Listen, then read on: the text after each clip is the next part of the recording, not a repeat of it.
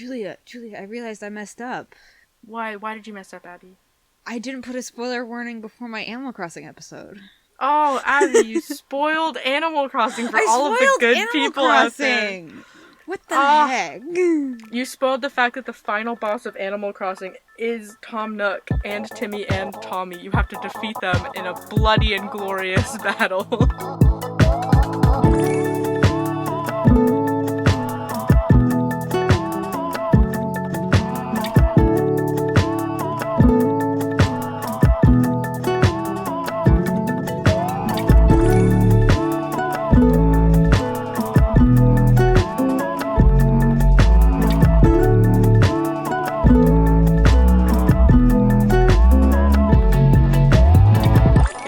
Hi, welcome to Media Mumbles. I'm Julia, an English major. And I'm Abby, and I'm a film student. Oh my goodness, the best film student around, folks. So welcome back to our podcast. We are two people who are very much too much into media and analyzing it and talking about it. Right now, we are on the second week of our video games talk, and it is my week to choose what we're going to do. I would also like to put a spoiler warning on this episode for Night in the Woods, because we will be talking about Night in the Woods and things that happen in it, including plot points. So if you haven't played that game and you would like to play that game, there will be a few spoilers within this episode, just as a warning now. So, Abby, can I ask you something real quick? I guess so. Have you been consuming anything lately? I have been. So I've been starting to listen to Vox Media's Today Explained podcast. It's a daily news podcast with summaries of what's going on in the world. They just wrapped up on their daily coronavirus update, and now they're trying to ease into some other things beside that. They just did their they did an episode on the class of 2020 who aren't getting their graduation ceremonies and all that, and they talked to someone who was really looking forward to it because they were a first generation graduate of their family, and I think she said her dad just got out of prison or something and was like, really, it was so important to her to have this, and she just couldn't have it in her experience with that. And they did their own little graduation ceremony for her where they had this really nice pre-recorded, like, kind of funny, actually I don't know if it was pre-recorded or not, but it was really nice. They're pretty short episodes, but the reason I've been starting to listen to this podcast is because the other news podcast I was listening to for almost 2 years, Trends Like These, with the Travis McElroy and Brent Dolphloss, who also used to do YouTube music things, and Courtney Enlow, they just stopped recording their podcast because, first of all, Travis now has 2 kids, which is a lot. But also so many children. So many children. 2 more than I would ever want. But they also couldn't really handle the mental toll it was taking on them, which I completely understand, but it did make me super sad because I'm like the kind of person that has a hard time processing my own surroundings sometimes, even when they affect me in a very real way. So these people that for over like 2 years made me not only feel more equipped to live in like my own reality, but were also just so great and funny and wonderful and nice. They had to stop because the world was just too depressing for them to carry any longer. And while I totally understand, it just kind of made everything that much worse. So I'm trying to get myself back up because I do feel kind of like an obligation to be informed on things. It just, while it does make me feel worse sometimes when things are bad, it also makes me feel better. You know, knowledge is power, I guess. So having that information on my hands makes me feel better sometimes. So it's been really helpful to listen to this new podcast because I know that they have like a team of fact checkers and all that, and I can mostly, like, I know you can't trust any piece of media 100%, but I feel everyone's got biases. They're good people. So yeah, I feel like it's my responsibility as a global citizen to kind of be informed on stuff, because I feel like one of the most irresponsible routes you can kind of take is just accepting your place and not having a voice in literally anything that happens. Like, I understand that not everyone likes politics, but I feel like it's just at a certain point, especially with we're voting age and we're the next generation of people who are going to have to start making a difference. And it's like, if you don't have any opinions or any say in anything, how are you going to do anything to make changes, you know? Exactly. So that's what I've been going through. Julia, what have you been consuming? Well, I also have a podcast that I've started consuming lately. I have very recently started listening to the Magnus Archives. Oh, yes. Oh my goodness, the fact that I haven't been listening to this since it came out in 2016 is a crime against me and against humanity. It's so fun. It's well, it's not fun. It's scary. It's very much not podcast. Fun. It is fun, but it's not fun at the same time. I'll explain to you why. It's a horror anthology podcast. So it's this place called the Magnus Institute, and the head archivist of the Magnus Institute, Jonathan Sims, he's recording on tape these statements from like the old written archives, getting them onto digital, because some of them won't record onto his laptop for like whatever reason. It just corrupts the recording equipment, so he has to do them on tape. So you're listening to those, and it's all these like creepy stories about things that are kind of based off of people's fears. Like, there's a whole overarching theme in the first season with like trypophobia, because there's this character named Jane Prentice, and she's called the Hive, and there's like these worms that like burrow into people's skin and like make like holes in them and stuff, so it's like kind of playing off trypophobia. There's one's like arachnophobia with claustrophobia, stuff like that, so it is very creepy. Yes. But I'm very into horror stuff like that. I like really spooky things. Like, I like watching creepy documentaries and stuff like that. It just like, it doesn't bother me that much, and I've really started to love the characters in this show, because there's like the staff of the Magnus Institute, and they're like a few episodes in, they kind of started to like interrupt his recording so you'd get to hear them and stuff. So there's like Martin and Sasha and Tim and like all the people who work there, and I've started to get quite attached to the recurring cast of the Magnus Archive, so it's been very fun to get to start to listen to that, and there's quite a bit of content for me to get through, so I'm excited to keep on listening. Cool. Yeah, I wish I wasn't so much of a baby, because like I've heard so many people say that's so good, and I really, really want to start listening, but I don't know, maybe I will start listening. Most horror, the main thing that bothers me is any kind of body horror or gore. Like, anything you see it and you immediately, like, feel it on yourself. Like, if I see anyone get, like, stabbed in the eye or something, I can't stop feeling it in myself. But, I don't know, I feel like that seems more of creepy and, like, a psychologically kind of creepy thing. Which maybe I could deal with. Exactly it. Yeah, I might try that, maybe. Yeah, I mean, just check it out, I guess, and see if you like it. I would recommend it for people who like horror who haven't checked it out yet. It's very, very good. I am a big, big fan. Ooh, are you drinking anything today? I have water upstairs, but I left it upstairs. I did just eat, we got more Mr. Freeze's popsicles, so me and my brother watched an episode of Dirk Gently's Holistic Detective Agency, because I'm showing him that show, and I ate a Freezy, because it's getting hot now.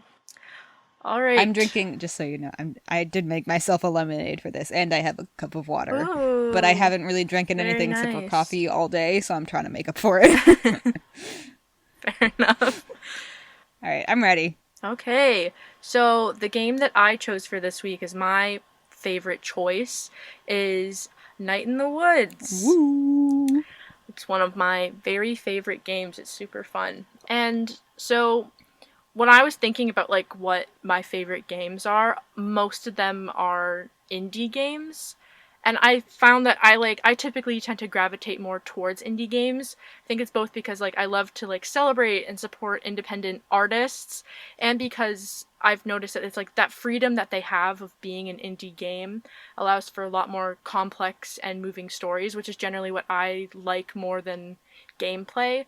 Because while there are indie games that have like extremely hard gameplay because the creators are just like, we don't have to listen to anyone's rules, so I'm gonna make literally the hardest game I can, like Hollow Knight. It's like We are very I'll hard. make you suffer and no one can stop me.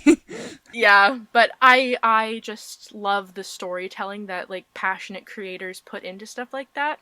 And I say that I like indie games, but I didn't really know what that meant. So I did look up what an indie game was, and it is basically what you'd expect. So, in the video game industry, an independent game refers to games typically created by individuals or smaller development teams without the financial support of a large game publisher, in contrast to most AAA games. So it's just similar to indie music, where the artist is just independent of a major studio for support. Which is what you'd expect, but I was just like, does indie mean something else? It does not. It means exactly what you think it means. You talk like this. Talking car share with my game. Yeah, anyways, but enough about video games in general. I'm going to explain to you Night in the Woods. So, I think first, before explaining Night in the Woods, you kind of have to understand the protagonist, because everything about this game centers around Mae Borofsky, the protagonist of Night in the Woods. Because she's kind of a little bit of the catalyst, I guess. It's not the catalyst, but, you know, her exploration of the world and you controlling her is what, you know, causes the mystery to be solved and everything to happen.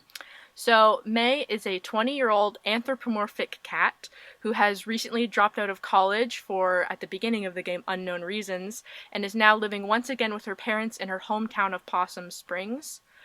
She's an interesting protagonist to play because her motivations generally are kind of superficially self-centered, and when you compare her to her friends, Greg, who's a dog, Bee, who's like an alligator, and Angus, who's a bear, she comes across as a bit lost in the world, not knowing where she belongs. And I found when I was looking into this game that some people found this aspect a bit grating, as they found her stuck up, selfish, or annoying. Mm-hmm. But I don't know, I don't really agree with that, because I think that there's a lot of care put into creating a believably flawed character. Because I think it adds a lot of depth to the game, because she's, you know, she's dealing with a lot within the story, and that adds a lot of layers to, like, the different ways that you play it, you know? It's just... Yeah, I stand by that being a protagonist doesn't necessarily mean you have to be a good person. It just means you have to be relatable, because you're the medium through which the audience sees your story. So if they can't empathize with you, that sometimes does make for a less interesting story, although, like, there are situations where that's totally valid. But yeah, I don't think the protagonist has to be an 100% good person, just because I think writers are drawn to making their protagonist a good person because they want the reader to feel like a good person. They want to feel good consuming or reading or watching that piece of media, but that doesn't always lead to the most interesting things that have the most to say. Yeah, and I find that if you stray more towards, like, perfect character, they can get kind of like protagonitis. Yes. Where it's just like, I am the perfect protagonist and I'm so good and I'm so great and everyone loves me, and I'm like, okay, well, can you give me one thing that needs to be solved about this person, because it's getting on my nerves at this point how perfect that they are. Yes. So yeah, while I guess Mae can, like, kind of, I guess, edge on the line of, like, being a little bit, she calls herself a jerk, you know, like, throughout the game she refers to herself as a jerk, but I think it is so relatable, her, like, state in life, and she's dealing with, like, mental health issues and, like, all these things, so I think that she is quite relatable. I love when things aren't afraid to have their woman characters be messy, because so often the flaws, quote unquote, for female characters is like, oh, she just doesn't care enough about her looks. Like, what's up with that? Like, take off your glasses and take out your ponytail, and you're really, like, pretty and hot. Yeah, like, her messy is genuine messy human emotions, which I adore. But overall, with the plot of Night in the Woods, it just explores the story of Mae's return to her hometown and discovering that things there have changed a lot since she left for college 2 years ago, while she has stayed in one place dealing with her internal struggles. So one of her best friends has gone missing, and the remaining friends of the town have grown and adapted with their lives as the economy crumbled, and the citizens had to let go of life as they knew it after the coal mine shut down. You get to go through the days choosing who to spend time with and talk to, finding out as little or as much as you are willing to interact with, and you uncover the mystery and the dark secrets that Possum Springs have to hide. Whoa. So, I think one of the cool things about this game is that, like, you could literally just, like, power through this. Just like go, just blast it, blast that's through the plot. what I do did everything. by accident, because I assumed that, like, I went into this, even though I was very late to the Night in the Woods train, as I am to a lot of things. I assumed that, like, any choice I picked didn't mean I was not choosing the other things. I thought I was just choosing the order in which I could do things. So I just was like, yeah, I feel like doing this, and I just kept, like, going through the days, and then I was like, oh, it's done. I got through it in, like, a day and a half or something, and I was like, maybe I should have not done that. Yeah. But also with that, it's like, there's little things that you can do throughout the game too. Like, you can talk to people on the side of the street and, like, get poetry from people, or, like, find stories behind the constellations. Yes. Oh, I love that or, like, stuff. you know, it's so cool. The lore of this game is just, like, crazy. And I love it so much because I am the biggest fan in the entire world of dialogue-based games. Yes. Oh my goodness, you cannot give me enough dialogue-based games. Please just let me choose between a few different speech bubbles and let me talk to NPCs for a million years and get all the lore of the town that I'm in. It's my favorite thing in the entire Socializing world. simulator. For an extrovert please, like Julia. I enjoy talking to people. I am the kind of person who will chat up the person beside me in line at Tim Hortons just because it is like the talking. Basis of our friendship. Yes, I'm the one who speaks to strangers. And then I can stand there and smile and nod, and it's such a good security blanket, you don't even know. Yeah, and outside of the plot, I did look into the history for you. I can tell you a little about that if you want to know. I do want to know. All right, so there isn't much, as it was a game that came out in 2017, but there are some cool things with the development. So, a really, like, quintessentially indie sort of beginning for a project is being funded on Kickstarter. Because that's a way of getting money you need to make a really well-made game while not having that company, so it makes you the indie game. Yep. So the creators of the game, Alec Holoka and Scott Benson, they chose the platform to raise money because they were, and I quote, just two guys who love to make things. And they wanted other people who care about niche video games to be able to support this huge thing that they were creating. And their Kickstarter achieved 400% of its $50,000 goal, taking in over $200,000 in total towards the game's development. And the extra money allowed their company that they made, Infinite Ammo, to hire Charles Hunter to create additional animations, and Adam Saltzman to create the Infinite Crawl minigame within the game itself, which is the little game on her computer that they had. So they're like, hey, we had extra money, let's put a video game inside of our video game, actually. I think that'd be a really fun thing for us to do. Oh my gosh, that game was so hard. I started it, and then I was like, this is super hard and I'm really bad at it, so I stopped. But my sister, I forced her to start playing it. She just, like, she found that game and that's all she did for the rest of the time. And then, because, like, her computer couldn't really handle it because she has this tiny, like, Asus laptop, so she just played that game and she got, like, pretty far into it. I don't know if she finished it or not, but I was shocked at her dedication to this game inside a game instead of the actual masterpiece of a game. I know. I think I got, like, 5 levels into that, and then I was like, oh, this isn't necessary. I'm moving on now. Yeah. I'm always tempted, like, if I feel like there's some piece of lore that's going to explain so much about the game that I, like, feel like I want to do it, but then eventually, if it's not that, then I'm like, no. Yeah. The only thing that happens when you beat Demon Tower is that she, like, writes it down in her journal. Yes. So, now you know. The journal is a cool thing. I like the journal. When I first saw it, I was like, oh, that's the thing I just did. Cute. She did a little doodle. It was like in the lore sense of the journal, it was prescribed to her by her, like, psychologist or psychiatrist, and he told her that it would help her get her emotions in check, and she uses it to kind of ground herself in reality by writing down things that happened. So here's a little fun fact that I don't think you'll know about these games. The initial release of the game was actually preceded by 2 supplementary games, which were called Longest Night, that was released in 2013, and Lost Constellation, which was released in 2014. So there were 2 games that came out way before Night in the Woods, and Longest Night is just a simple game, and it features May and her friends watching the constellations as part of the Longest Night Festival, which is like the winter holiday festival that they have in the world of Night in the Woods. And as the game ends, it reveals that the entire thing was just a dream of May's. So it was just like a little introduction to the characters to kind of get people interested. That's cool. Do the stories tie in at all? A little bit. Lost Constellation ties in more.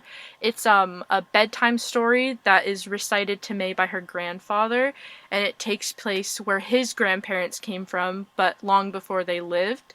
So it's about this astronomer named Adina Astra, who wishes to travel to the frozen lake during Longest Night in order to see the ghost of her deceased lover, as well as to see the ghost star where the dead souls head to. But she has to travel through the forest first, which is controlled by the forest god, who is the only one who allows passage through. Yeah. So that was like a huge lore game, and it was just kind of like, hey, there are forest gods and also like dead stars and constellations and stuff. And it was also like, because her grandfather is really important to her throughout the game, right? Like, she mentions him a lot. Like, in the first screen you ever get to, like, the first time it's a really cool introduction to the game with, like, seeing the choices you make, because you dictate the story that her grandfather told her about the town that, like, starts off her journey when she's coming back. It's like, on the year of the big flood, my grandfather did something, you know, like... So, it just kind of... Yeah. I thought that was a cool intro. Yeah, it was a really cool intro. I always love looking at, like, openers of games. Mm-hmm. Like, I could just go through, like, a compilation of them, because they're always so, like, nice and, like, interesting and, like, artsy-fartsy. And, yeah. I love them. One of the most intense ones I think I've ever seen was for, like, the newest Life is Strange game. I can't remember the title of it, but it's the one with, like, the boy and his brother.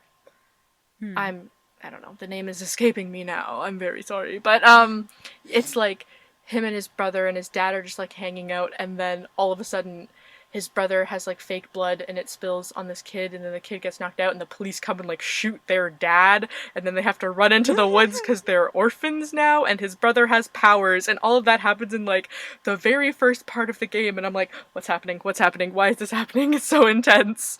Hit the ground running. I know, and then the whole rest of the game, and bleeding, like, and dying. Yes, and police brutality and aggression against people of color. Yikes. I hit the ground running away from my dead dad and the cops. Correct. Yeah. So, both of these games were just kind of teasers, and they built some lore into the world before the actual release of the game itself, which was in February of 2017. And, in December of that same year, both of those games were added into the Steam version of Night in the Woods. They're, like, in the setup, you can play both those games. And, wait, really? Yeah, I did not know that, but apparently you can play both of those games if you got it off of Steam.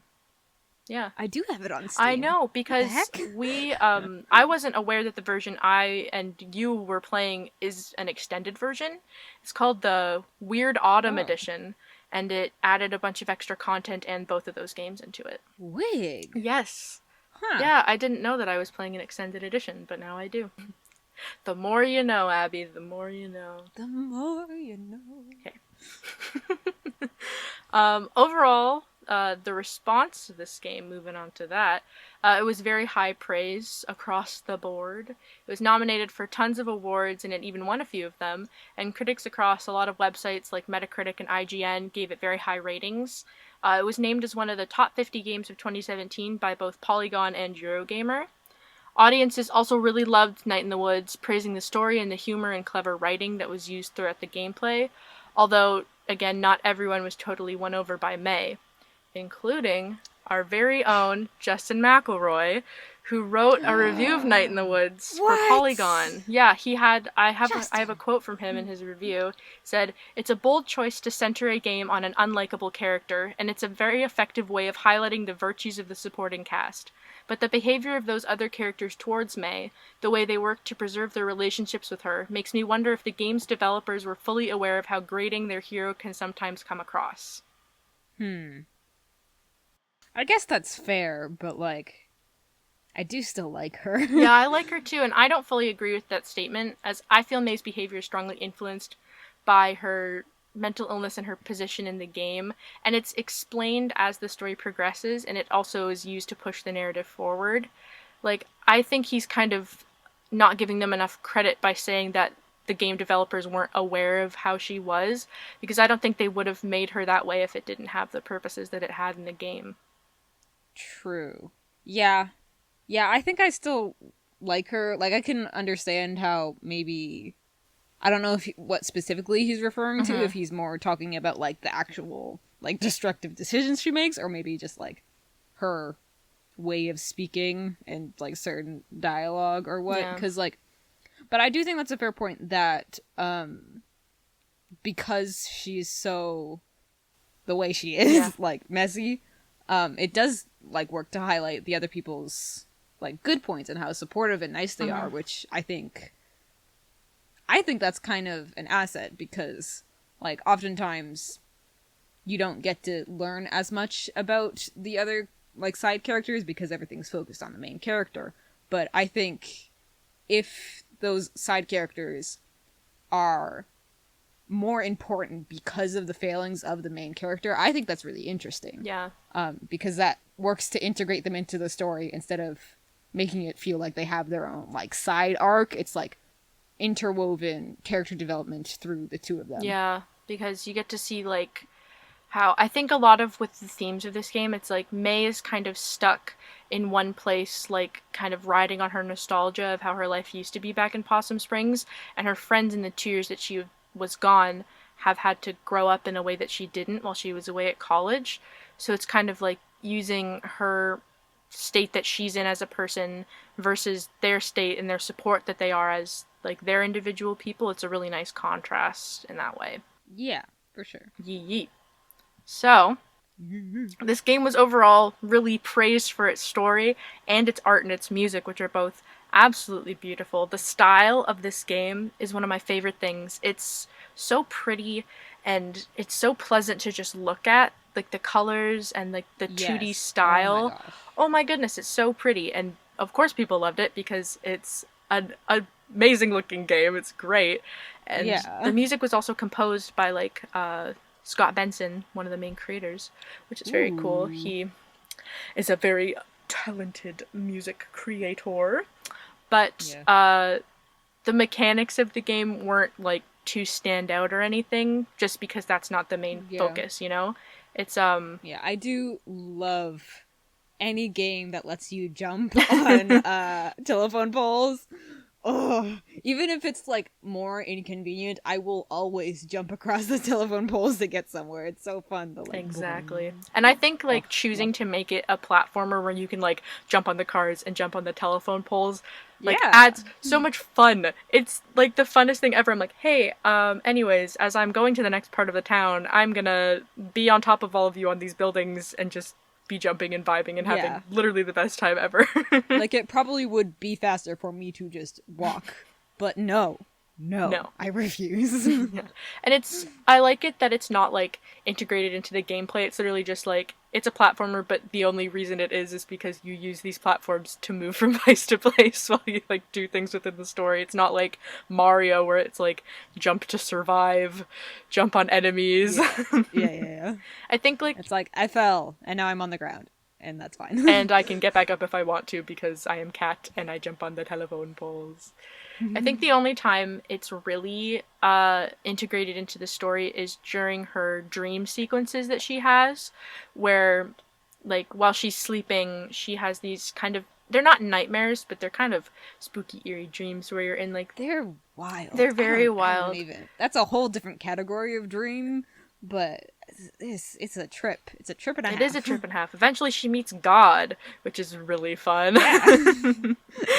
Hey there. Hey, God. Yeah, but how's it doing? During her dreams, she's like jumping from these dark platforms and trying to find like 4 musicians hidden at the 4 corners of like the level. Yeah. And when they all start playing, like either she'll just wake up at the beginning or eventually as you get further on into the game, she like has to defeat these like glowing dream beasts kind of things until eventually God appears in her dream. It's a really interesting transitional phase throughout each like separate day. Like you wake up each day with like a slight sense of dread, and I think that's very fitting. Yeah, it's like, wow, that was an intense end to this particular chapter. Let's move on to the next one. Because that's what it feels like, waking up with, like, any kind of, like, mental illness. It's like, I wake up, and I just kind of feel not great, but I'm gonna go about my day. It's like, let's get up anyways. It's the only thing we can do right now. Yeah. Yeah, but, like I have said, the main gameplay element in this game is the dialogue. Choice-based dialogue games, the best kind of game that's out there. I enjoy these so much, I think, because it's like, I love any kind of media that is interactive, that has, like, consequences to actions. I think that's incredible. Even when I'm watching a TV show, like, I want the thing that happens to have a consequence in the show, right? Because it's not satisfying if it's just like, you said something but also it doesn't matter, it's whatever, blah blah blah blah blah. Like, I think Alex Hirsch mentioned it, like, in Making Gravity Falls, how when Stan got, like, an injury, they made sure that in all the next episodes he had a bandage on his arm, because they wanted the audience to know, hey, the things that happen in the show have consequences, even if they're small consequences. The things happen matter because they're real, kind of thing. I think Avatar did the same thing. Like, Aang gets lightning shocked very badly by Azula, and then, like, way later in the show he still has, like, a scar on the bottom of his foot, and I'm like, that's what makes stories mean something, is that, like, you took the time to tell the audience that this thing is real, even if it's technically not real. Boo-hoo. Yeah, and I think that's why I love games like that so much. It makes me feel as a player like the things that I'm doing matter, and I'm not just wasting my time on this game, right? It's like, I can connect on a deeper level to this character that I'm playing as, because the things that happen, it's like, hey, I did that. Me, Julia, I did that in this game because I chose the path that I took.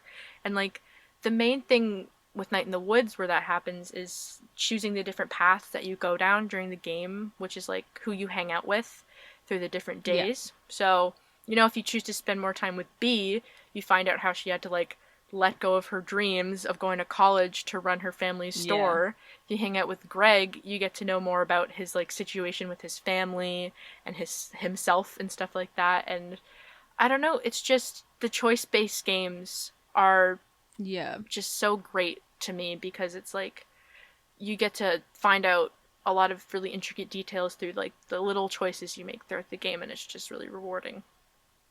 Yeah, I think I chose, not on purpose, but I spent a lot of time with Bea because I thought I was supposed to kind of repair my relationship with her, because that's kind of where I felt the game was leading me, but really the game wasn't leading me anywhere. It gave me, like, plenty of interesting things about each character, but me as a person, I was like, oh shoot, I have, like, wronged this person. I need to, like, make it better. So I just started spending a lot of time with her, even though it kind of stressed me out to, like, go along that arc. Because, like, any arc that's, like, once friends are now very much not friends makes me feel so tense and bad inside. But I was like, oh, I have to fix this. And it ended up being really interesting, even though it did kind of highlight, like, how May isn't the best of people. But it was so interesting. I loved it. Yeah, it's a very, like, real and thought-provoking game in those kind of ways, with the stories that you unlock as you play through it. Like, what I always think about with that is, like, Angus, and how you find out with him, it's like, yeah, my mom used to, like, lock me in a closet because she was the worst and very abusive and stuff, and it's like, wow. Yeah. Like, that's intense. Like, I didn't think I'd be learning about that kind of stuff in this game through talking to these characters. His whole story is so good. That whole scene where they're, like, talking under the stars are just... I know, and when you, like, if you go out into the forest with Greg and, like, ride your dirt bikes out there and, like, poke each other with sticks and stuff like that, like, stick swords, or I don't know what game they called it. Yeah. Oh, it's such a nice game. And the messages that go throughout it are also so, like, so much deeper than you think that, like, a regular game could have. So, like, one of the main things is mental health. So May has like demon eyes or crazy eyes, she calls them, and it's like and nightmare the eyes. nightmare eyes. Yes, she has her nightmare Yes. eyes. So One of my villagers in Animal Crossing is Kiki, and I partially picked her because she does look like May, and she has nightmare eyes. Yeah, so her nightmare eyes, they are kind of tied into her dissociative disorder. So she has, there's this thing that they reference throughout the game called the incident, and it's kind of explained, but it was never like, I don't think it's like the full picture. I couldn't remember it. Yeah, I don't think they ever explicitly lay out what it is, which I appreciate, because nothing grates my gears more than dialogue in games that it's like, remember when this deeply hurtful thing happened? Why don't we remember it in excruciating detail and make sure that we don't leave out any important plot points? Because we need to move the story forward through this dialogue that I am using to explain things to you. Yeah, but yeah, I hate it. So May had an incident when she was younger where she completely disassociated and attacked someone with a baseball bat.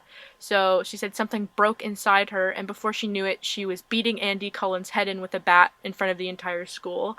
Following that, most parents told their children to stay away from May. By the events of Night in the Woods, most of the kids in town know May through the attack, and they nickname her Killer.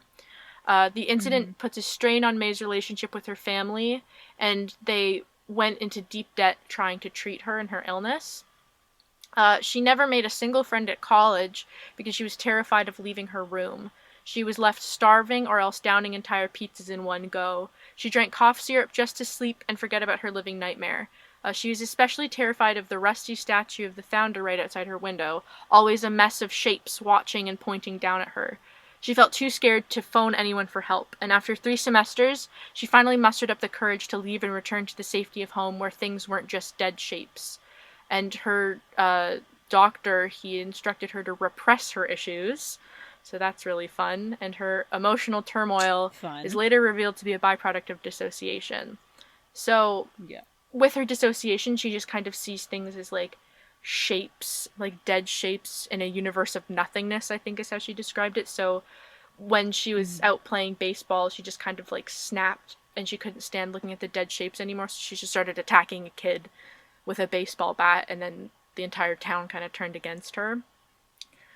Oof. Yeah, so I think that kind of really goes to explain the way that she acts, because it's like she has so little control on like the environment that she lives in because of her disassociation. Yeah. She's kind of like, she's snarky and kind of disrespectful. She refers to herself as a jerk, but she just kind of like, you know, that's just who she be. And it's kind of like a more intense look at mental illness than a lot of, I think, pieces of media look at them, because most of the time it's displayed as kind of like mostly an internal thing, but in this case it's like there's the people in her town are told to like keep away from her because at one point she hurt someone else, so it's like it's kind of showing these like physical repercussions of the things that she went through. Yeah, I like that it's described as like dead shapes because the art style of the game is flat 2D like shapes. It's like a side-scroller kind of thing. I think that's interesting. Yeah, and another kind of theme that I think is really prevalent in the game is like the transition to adulthood.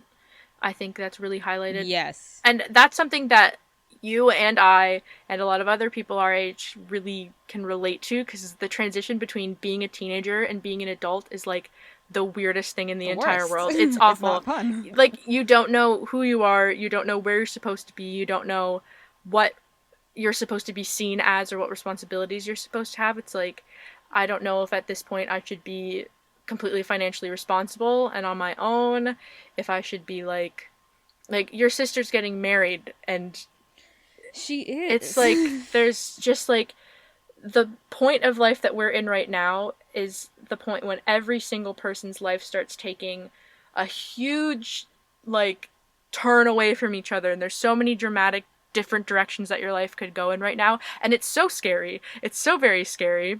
I think it's really well established in this. It's like there's a May stuck she's stuck between where she was and kind of where she is now, and her depression and her disassociation caused her to feel like this overwhelming nostalgia for where her life used to be.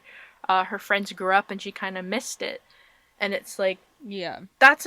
I've been finding so much more media lately as I'm going through this period in my life that, like, perfectly reflects these feelings that I'm feeling, because the transition from high school to university for me was just, like, literally, I think, I'm not gonna say, like, oh, the hardest thing I've ever been through, but, like, it was way, way more difficult than I thought it was gonna be, and I didn't even move away from home. I'm going to a local university.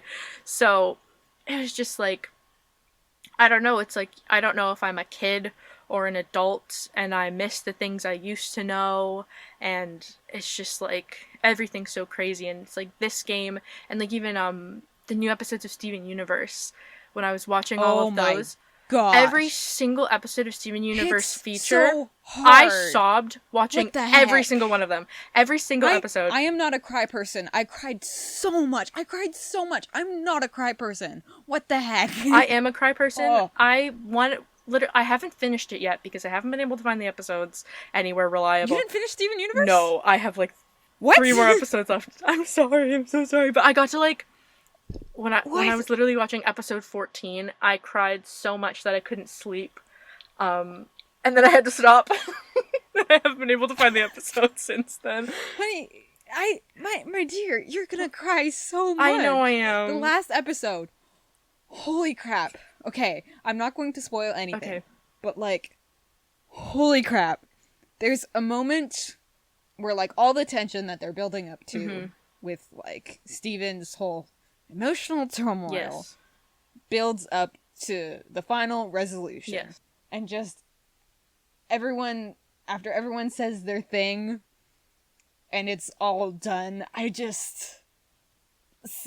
something broke in me. I was like, I was done for. After I finished the episode, I came upstairs and I think my sister had finished watching it too. And she's like, "Did you watch the last episode?" And I was like, "Yeah." She's like, "Did you cry?" I was like, "Yeah." Yeah, I have very similar feelings to you. I played this game, I think it was midsummer last year, so yeah, basically right before I was about to start my first year of college at a place in a whole program that I wasn't completely even expecting to be in a year earlier. So a lot of the things May was struggling with were kind of the end result of my worst case scenario fears kind of thing. Like, I wouldn't like my program, I wouldn't be cut out for it, I wouldn't be able to handle it, and I would just be lost and wouldn't know what to do. Which, like, I know that every kid our age feels like they don't know what they're gonna do with their life, but that doesn't make the fear any less real. It was a lot when you see May kind of, like, going back home and interacting with her friends that she hasn't been able to interact with in the same way. Her friends do grow up, and, like, her best friend who's like top #1 goofball. I have a full-time job. Like, I can't just go do stuff with you. I have to work. Like, we're saving up to move out. Like, I'm moving on with my life. Flat out explains to her, like, that doesn't mean we're any less friends, but, like, I can't always drop everything for you. And even though that's a completely expected, mundane, normal thing, it still, like, hurts. Yeah. I do think that this game doesn't hurt as much as we're kind of making it out to be, because it is so expertly cut by such, like, funny and heartfelt moments. Like, there's so many talks that she has with her friends that are just, like, touching and lighthearted, and she says things that are, like, so funny, like, curse word incoming, but she's like suffocate from choking on the entirety of my ass. Like, it's so funny, and it's like she jumps around and she has a lot of fun, and it's like, wow, there are these, like, intense emotional parts. It's such clever writing. They did such a good job with the writing of this game. One of the main things I have with any book, show, movie, anything, if the dialogue doesn't feel natural, I just can't connect with it at all. And this one goes beyond natural. It just feels like obviously clever and funny, but it's the way it's written makes it feel like you're listening in on someone else's conversation, which is the perfect balance that I look for in dialogue. It is very natural. It feels like almost like you could be having the conversations with them as they're having it, like while they're just like hanging out at the pizza place and Greg is explaining the scale of pizza, which is like every pizza's good except if it's bad pizza. And it's like, yeah, every pizza is good unless it's bad pizza. You're very right on that one, Greg. Or like they're just going out to vandalize some stuff and just like having a fun time. It's fun with games like this because while it doesn't take a super long time to finish, there's so many little things in it, and it's like there's so many different paths you can take that it's like you can have a few different experiences as you go through and play like the different routes and stuff, which makes it like fresh and interesting, and you can play it multiple times. Fun with your friends. Play it again. With the game too, it's like, although a lot of it is about like these messages and themes that are in it, it is also an incredibly interesting and fun mystery game that we literally haven't even touched on yet, despite all of the stuff that we've talked about it. So they find like an arm out in the middle of the town, and it leads down this rabbit hole of like one of her best friends, Casey, is missing, and they find this arm, and she starts noticing weird and like kind of mysterious things around the town, and it leads to, with like in complement kind of with the finding out that like there's this entity like the Sky Cat that exists and is like the seer of the universe. There's also a cult in their town that sacrifices a member like once a year to keep this like eldritch being in the coal mines satiated so that the economy of the town can stay running. And she finds out that her friend Casey was one of the people that they like kidnapped and killed for their like cult ritual, and they try and kill her too, and her friends and her like have to narrowly escape. But it's like, I think it's fun that it's like a weird creepy horror mystery tied into like this coming of age game that is a nice kind of change of coming of age, because it's not a coming of age of a pretty teenager in high school. It's a coming of age of a messy, relatable female cat with nightmare eyes. Exactly. And it's just a very, I don't know, I think it's an all-around extremely good game. One of my favorites, and that is why I chose it for all of you today to listen to us talk about. Yeah, I'm not going to be able to articulate this particularly well, but I'm going to try. I kind of got notes of, like, anti-capitalist kind of messaging in there, because, like, the whole cult is, like, we take one of our working class and kill them for the economy. And I was like, huh, that's a thing to say. That's a thing. Like, it turned out this awful murderous cult is just a bunch of white suburban men thinking that they know what's best. And I'm like, yeah. Yeah. They're like, we are the richest among you, and we will kill this little rugrat we found in the street for the good of our money. I'm pretty sure they say at some point. Yeah. They picked people who they thought no one would miss and no one would care about.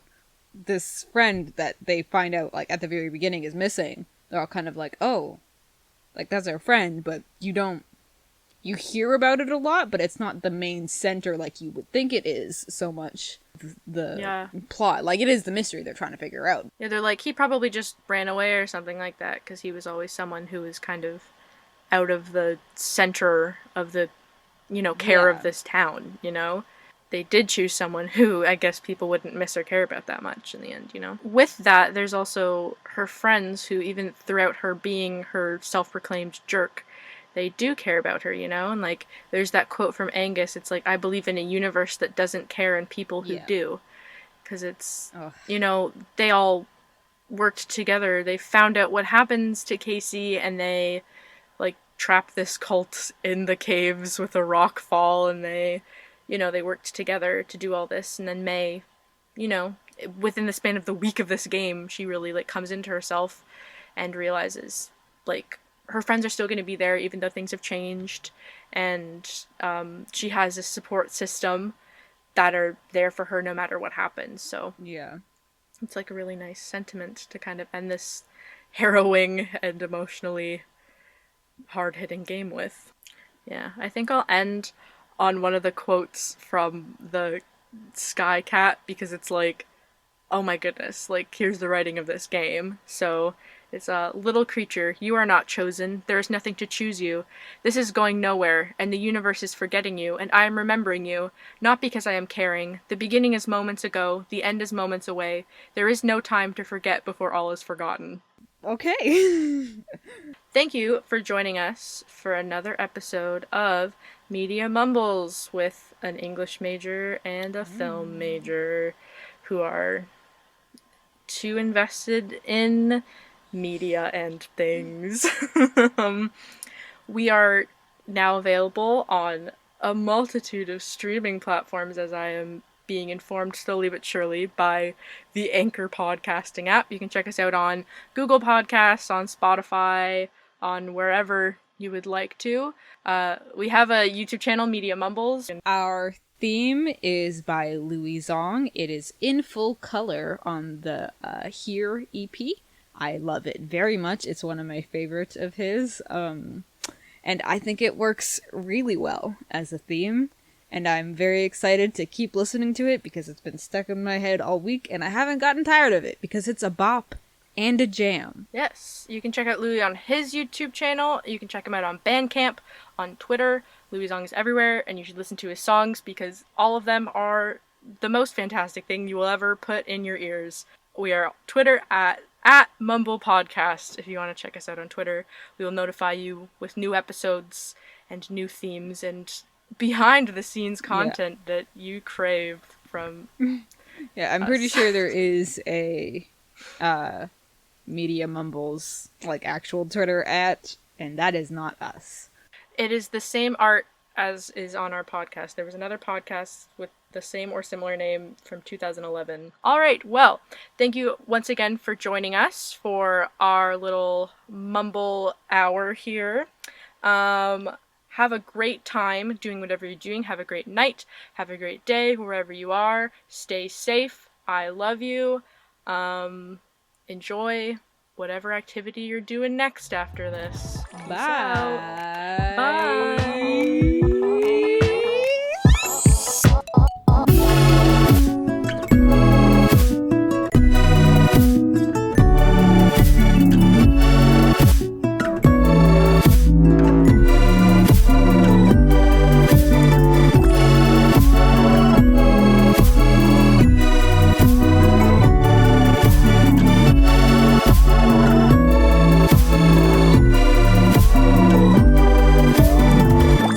Well, I guess send me hate mail. Abby's email is abbypodcasting@123podcast.com. You can send her all the hate mail you want there. UK/gov/HTTP.www. If you want Abby's real email, PayPal me and I will dox her.